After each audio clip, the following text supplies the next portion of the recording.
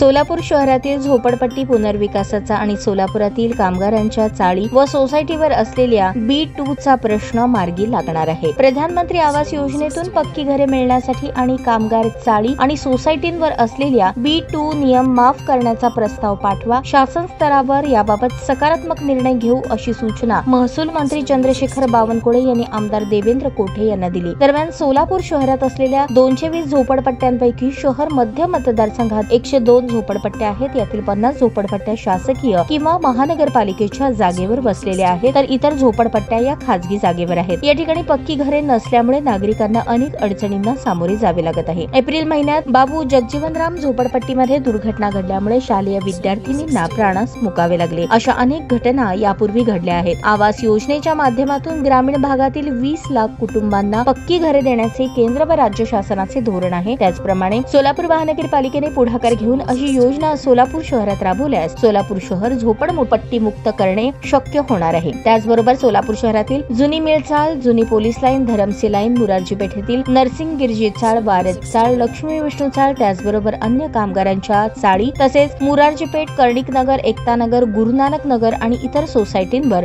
B2 नियम असल्याने येथील विकासाला बाधा येत आहे। शहरातील नागरिकांच्या सर्वांगीण विकासासाठी हा नियम माफ केला झोपडपट्टीतील रहिवाशांसह शहरभरातील नागरिकांना मोठा दिलासा मिळणार आहे। त्याकरता सोलापूरसाठी हा नियम माफ व्हावा अशी मागणी आमदार देवेंद्र कोठे यांनी महसूल मंत्री चंद्रशेखर बावनकुळे यांच्याकडे निवेदनाद्वारे केली। त्यावर याबाबत प्रस्ताव द्या, मुंबईत बैठक लावून यावर सकारात्मक निर्णय घेऊ असे आश्वासन महसूल मंत्री चंद्रशेखर बावनकुळे यांनी आमदार देवेंद्र कोठे यांना दिले।